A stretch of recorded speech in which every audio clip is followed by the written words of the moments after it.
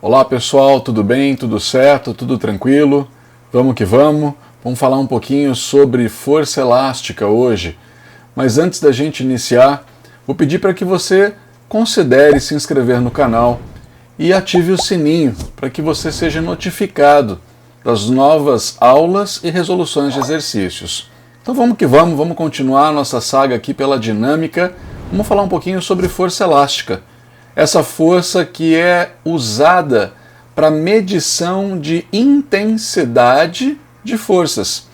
Ela faz parte de um aparelho, de um dispositivo de medida chamado dinamômetro, que fará a medição da intensidade das forças aplicadas, ok? Então vamos que vamos, bora nessa. Força elástica, lei de Hooke. Professor, lei de Hooke, o tiozinho verde lá? Não. Não estamos falando do tiozinho verde. Estamos falando do indivíduo que estudou a força elástica. E para tal, eu pendurei aqui no teto uma mola e um ganchinho, onde nesse gancho nós aplicaremos uma força para poder gerar uma deformação. Quando nós falamos de força elástica, normalmente pensa-se em elástico. Elastiquinho de dinheiro, elástico de cabelo, elastiquinho. Mas eu não estou falando apenas desta força elástica. Eu estou falando de qualquer força que gera deformação. Então eu posso imaginar uma deformação em um objeto, eu posso imaginar um sistema amortecedor de um carro, eu posso pensar em N situações onde eu tenho deformações. Então a força elástica estará medindo a deformação dos corpos. Então ela é quem vai medir a deformação? Exatamente. Então, para poder entender essa situação, olha o que eu vou fazer. Essa mola possui um comprimento inicial L0. L0 é o comprimento inicial da mola. Aplicaremos a esta mola uma determinada força a fim de deformá-la. Então imagina que eu penduro um corpinho aqui, ou eu mesmo, me penduro e puxo essa mola. Ao puxar, ela vai deformar. Eita, professor, não é que ela deforma mesmo? Pois é, tá vendo? Ela se esticou. Então, da mesma posição que eu marquei antes, eu vou marcar depois aqui, para medir e mostrar para você que nós temos agora um novo comprimento L. Professor, então ela mudou de posição? Exato, Ah, entendi, professor. Ela saiu desta posição e veio para essa nova posição? Exato, ela teve aqui uma deformação, certo? A esta deformação chamaremos de X. E eu vou representar o sentido da deformação para que tu observe um detalhe. Essa seta vermelha representará a nossa deformação, o X. Ah, entendi, professor. A letra X representa isso. A letra X representa a deformação. Matematicamente, eu poderia até escrever que o L, que é o comprimento total, é a soma do L0 mais o X. Ah, entendi, professor. E aí, se eu passar esse L0 para o primeiro termo, eu já consigo escrever que X é igual a L menos L0. Nossa, professor, mas isso aí qualquer um entenderia, né? Peguei o comprimento total, tirei o comprimento inicial, o que sobrou é o que deformou. Pronto. Isso. Essa será a nossa deformação. Deformação esta que será medida em metros no sistema internacional. Ah, professor, compreendi. Então, agora vamos fazer o seguinte. Vamos representar as forças que estão atuando aqui no meu sistema. Veja, essa mola foi esticada para baixo. Para que isso acontecesse, eu tive que aplicar aqui uma força voltada para baixo. Ah, entendi, professor. E que força é essa? Essa é a força que eu vou chamar de força do operador. Essa é a força do operador. A força que o operador puxa a mola para baixo. Mas ao puxar a mola para baixo, a mola puxará o indivíduo. Puxa vida, professor, entendi. Essa será a nossa força elástica. Ah, professor, compreendi. Por que o senhor representou esses dois vetores? Eu não estou entendendo. É que eu quero que você perceba onde Hooke quis chegar. Hooke escreveu assim: a força elástica é igual a menos kx. Ué, professor, mas o que ele quis dizer com esse menos aí? Não assume valor negativo, certo? Não existe vetor negativo. Esse menos aqui, ele só está indicando sentido oposto. Mas o que é o sentido oposto, professor? Do vetor força e do vetor deformação. Percebe? O vetor deformação está para baixo. A força elástica está para cima. Quem nunca brincou com um elastiquinho, né? Se você esticar o elastiquinho, você sente ele te puxando de volta. Você deforma ele para fora e ele te puxa para dentro. Se fosse uma mola e você comprimisse, ela te empurraria para fora. Ah, professor, tem razão, esse menos aqui então é porque o sentido é oposto, né? Exatamente. Nessa brincadeira fica a nossa notação vetorial. Aquela notação rica, né? Ela dá o módulo, a direção e o sentido. Ah, entendi, professor. Mas e para calcular? Bom, para calcular, a gente não usa essa equação, não. A gente usa essa outra aqui, ó. Força elástica é igual a kx. Ah, professor, tu sumiu com o sinal do menos? É, sumi com o sinal do menos. E fiquei, perceba você aí, somente com a notação escalar. Professor, qual a diferença das duas mesmo? É que a primeira me dá módulo, direção e sentido. A segunda só me informa o valor, certo? Só para a gente entender, a força é dada em newtons, como todas as outras que já vimos. A deformação é medida em metros. Professor, e quem é esse K que aparece aí? Esse K é a constante de proporcionalidade entre as grandezas. É uma constante matemática. Só que acabou que a física deu uma interpretação para ela. Esta constante K, ela representará a constante elástica do objeto, a constante elástica da mola. Tá, professor? Mas o que significa a constante elástica da mola? A constante elástica da mola representará a rigidez dessa mola. O quão dura ela é, o quão rígida ela é. Explique-me melhor. Veja, se a mola é muito rígida, eu preciso aplicar uma força muito grande para ela deformar. Quanto maior a rigidez, maior é a força.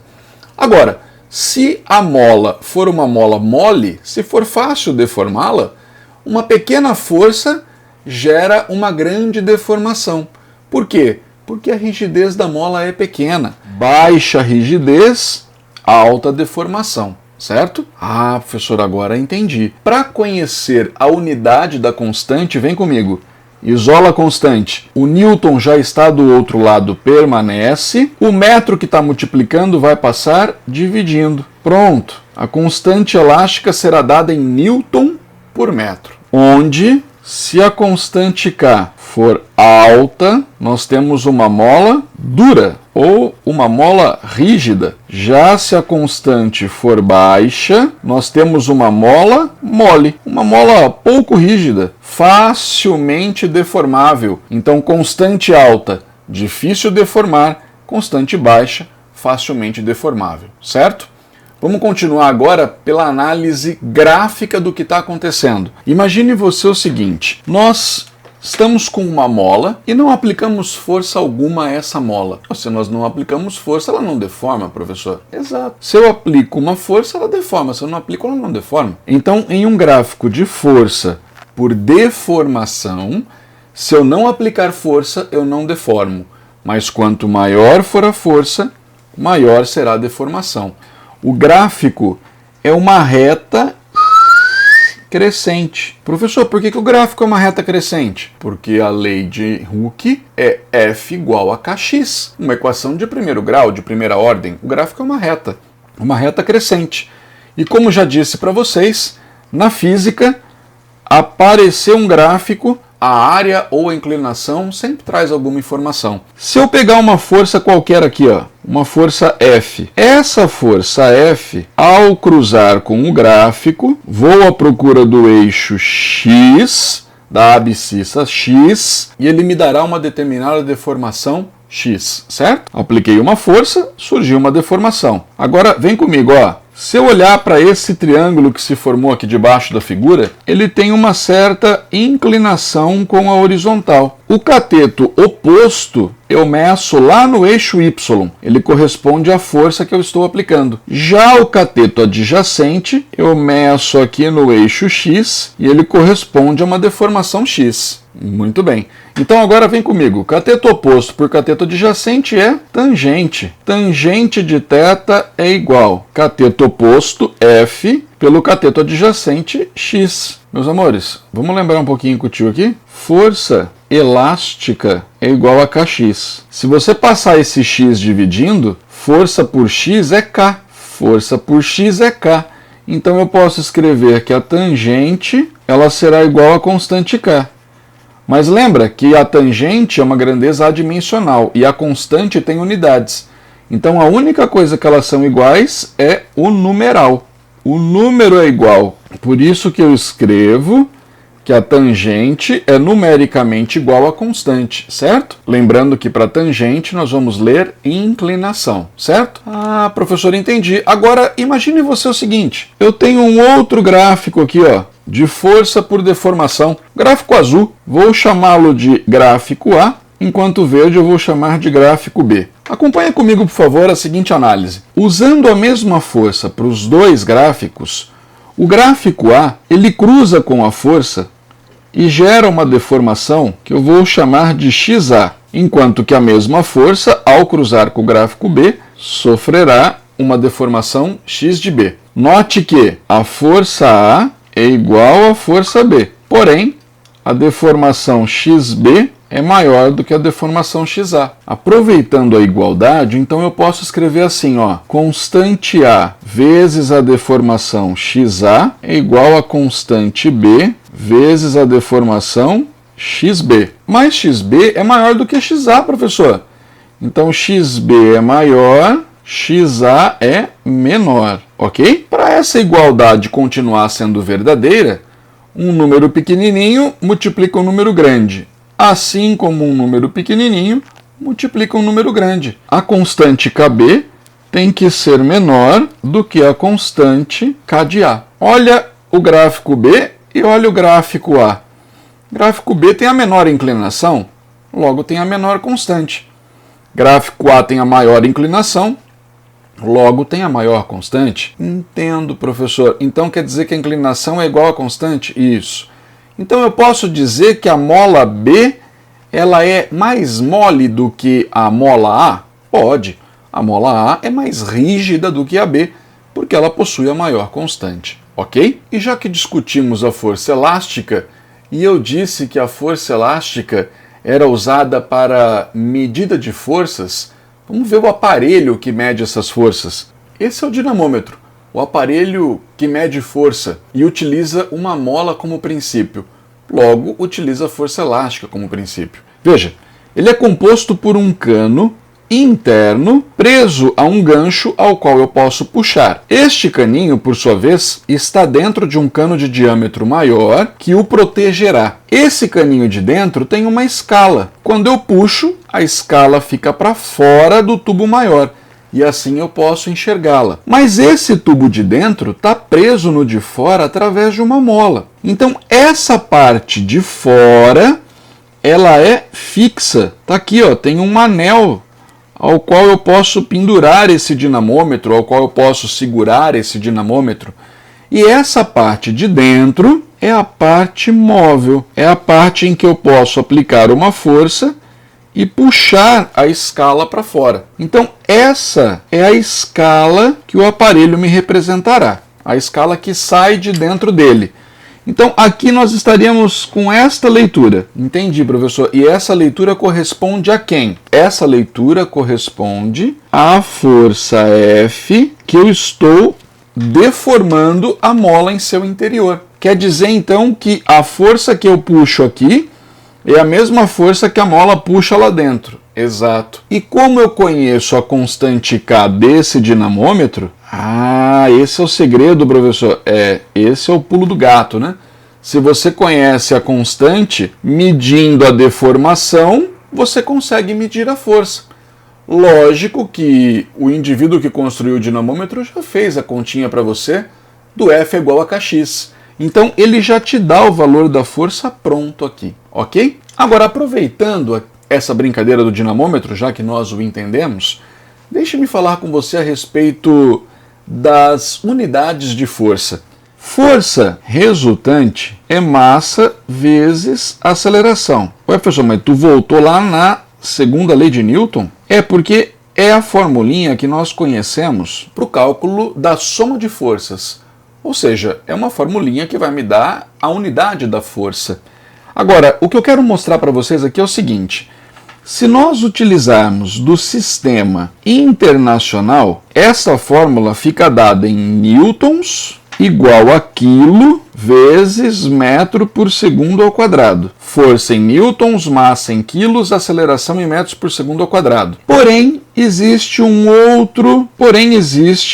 outra unidade, medida em CGS, centímetro grama segundo. E nesse sistema, a unidade da força é chamado de dina. Nele, a unidade de massa será o grama e a unidade de distância será o centímetro, dividido por segundo ao quadrado. Ah, entendi, professor, tem uma diferençazinha, né? Isso, tem uma diferençazinha. E aí eu quero que você entenda o seguinte, vem comigo. Se eu pegar a unidade 1 newton e convertê-la, né, de uma para outra, veja que aqui eu vou de quilo para grama. Ah, compreendo, professor. 1 quilo são quantos gramas? 1 quilo são 1000 gramas. Da mesma forma que 1 metro são 100 centímetros. E de segundo quadrado para segundo quadrado não há transformação de unidade. A gente mantém bonitinho do jeito que está. Professor, o que sobra aí? 10 ao cubo vezes 10 ao quadrado é 10 à quinta. E grama vezes centímetro por segundo ao quadrado. Mas o que é grama centímetro por segundo ao quadrado?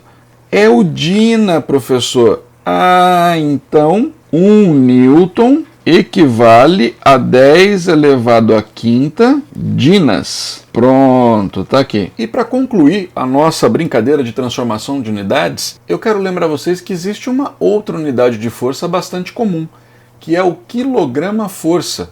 Professor, mas o que é o quilograma-força? Observação. Outra unidade de força é o quilograma-força, onde 1 quilograma-força corresponderá à força necessária para acelerar 1 kg a 10 metros por segundo ao quadrado.